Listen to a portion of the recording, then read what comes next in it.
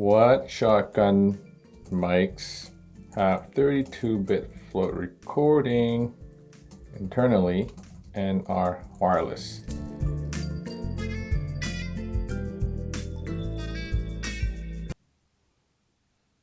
So it seems that this is the world's first shotgun mic that is wireless and that also has 32-bit internal recording. So today we'll be talking about this microphone, the Comica VM40, and by the end of this video we'll find out whether it's any good and if it's something that you should even pick up. Before we continue though, I do want to say that this video is not sponsored by Comica, but they did send me this microphone for me to try out, but all the thoughts in this video are my own and they don't get to see this video before you do. So most of the audio that you hear in this video is from the Comica VM40, except in those instances where I'm actually showing what's in the box or showing how to use this shotgun mic. But I'll let you know on the screen somewhere. It comes with this little nice carrying case, which has two compartments. One right here and one right here. You get the little fuzzy cat, USB cable, since you're also able to connect this to a computer if you wanted to record to a computer directly via USB-C. A TRRS cable if you want to connect this to a smartphone. You get a shock mount. You get the little receiver. You get this other accessory which allows you to mount your shotgun mic to a mic stand. You get your foam screen and the actual microphone.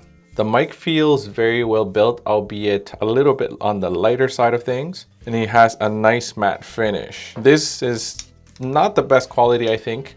It's a little bit more flimsy, but it gets the job done.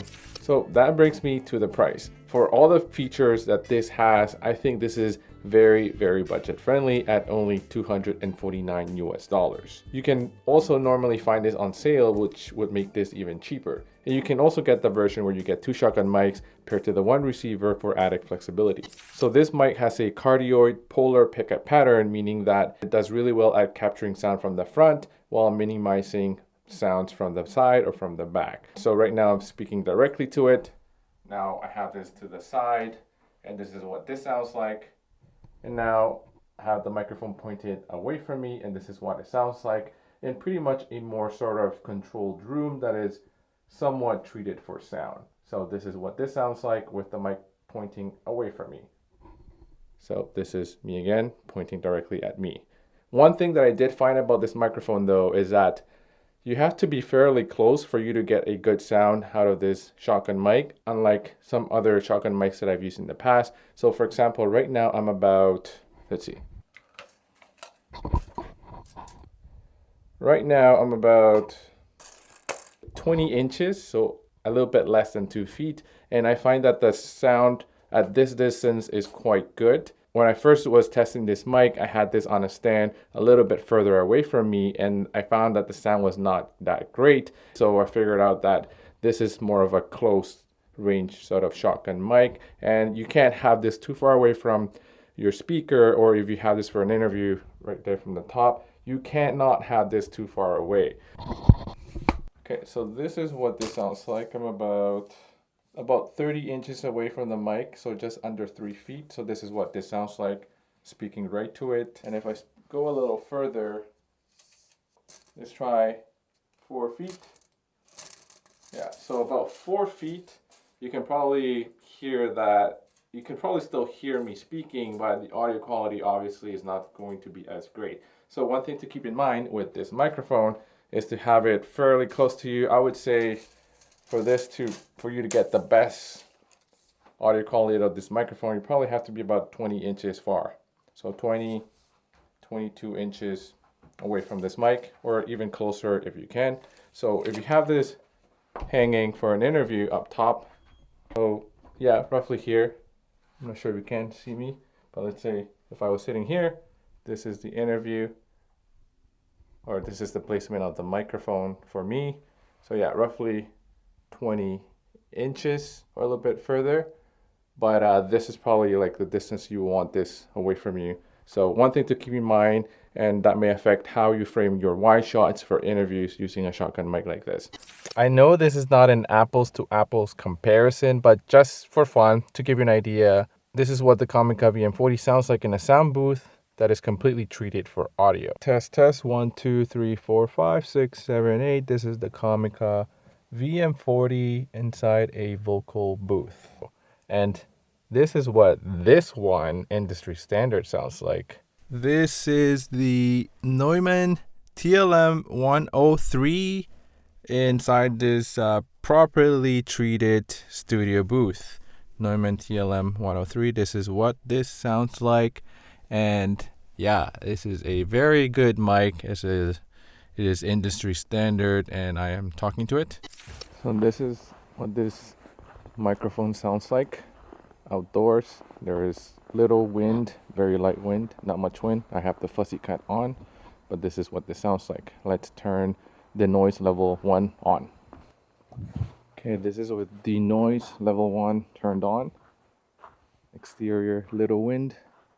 This is what it sounds like with the fuzzy cut on this microphone. Okay, let's turn the noise level 2. Okay, this is denoise level 2 on. Outside, again, little to no wind with the fuzzy cut on. This is noise reduction level 2.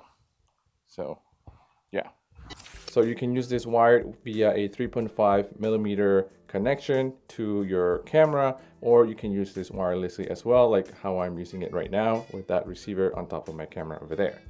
You have 32 gigabytes of internal memory, which gives you about 40 hours of internal 32-bit float recording, which is plenty. If you are not familiar with 32-bit float audio, it's pretty much raw audio in the very simplest of terms. And what it allows you to do is to capture very soft sounds and also very loud sound without your audio clipping, or at least without it clipping maybe 99% of the time. However, though, I would recommend not just getting used to turning on 32-bit float and just not getting into the practice of setting your proper gain controls whenever you record a video. I will still practice that and try to get it dialed in for the most part pretty accurately first before you start recording, because it's always good to learn how to do that anyway. So on this mic, you actually get a little screen. You only have 2 physical buttons on the microphone and 1 knob here to adjust the gain of the mic.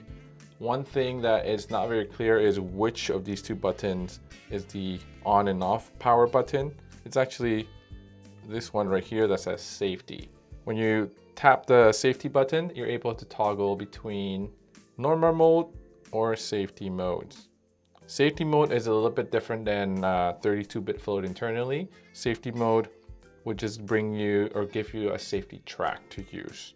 So another good option to have. With the recording button, you're also able to toggle the low cut filter. So it lights up blue right here when the low cut filter is on. This is the high frequency boost, and when the light is blue, it means that that is on. So select that again and you can turn on low cut filter.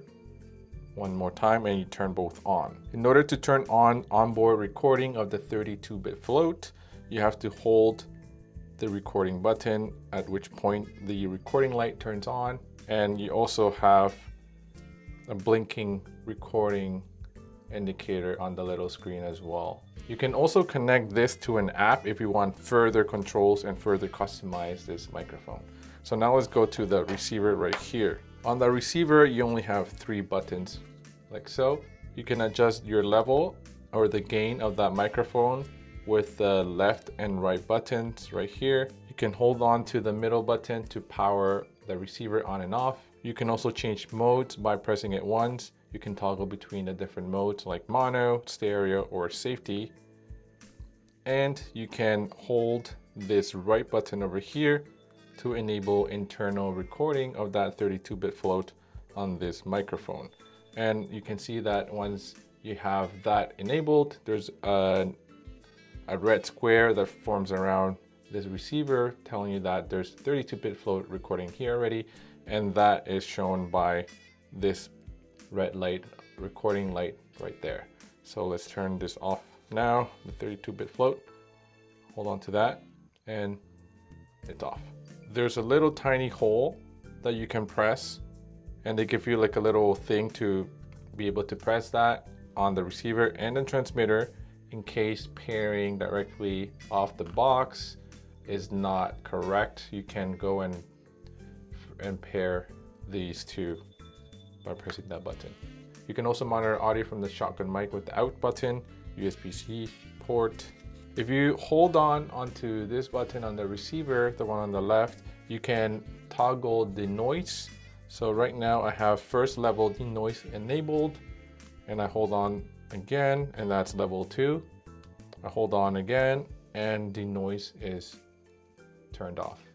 To enter copy mode and transfer the 32-bit float audio files from here to your computer, you can hold on rec and safety simultaneously, and then you'll enter copy mode, and it says right here. Comica claims a 200-meter wireless range for this. However, in my practice, I never go about 10 or 20 meters away from the receiver, so for me, that it's really not an issue, but I would always go on location first and test that range if you needed a longer range, because the 200-meter tests or maximum, it's only in an open area. So depending where you are in an area with lots of buildings and lots of interference, I would always just make sure, check that it works well on location before your actual shoot. You get up to 32 hours with this microphone plugged in, and up to 10 hours if you're using it wirelessly. However, keep in mind that the receiver only has up to 8 hours of battery. So if you're using this wirelessly, your receiver only has 8 hours. So it doesn't matter if you get 10 out of this, because your receiver would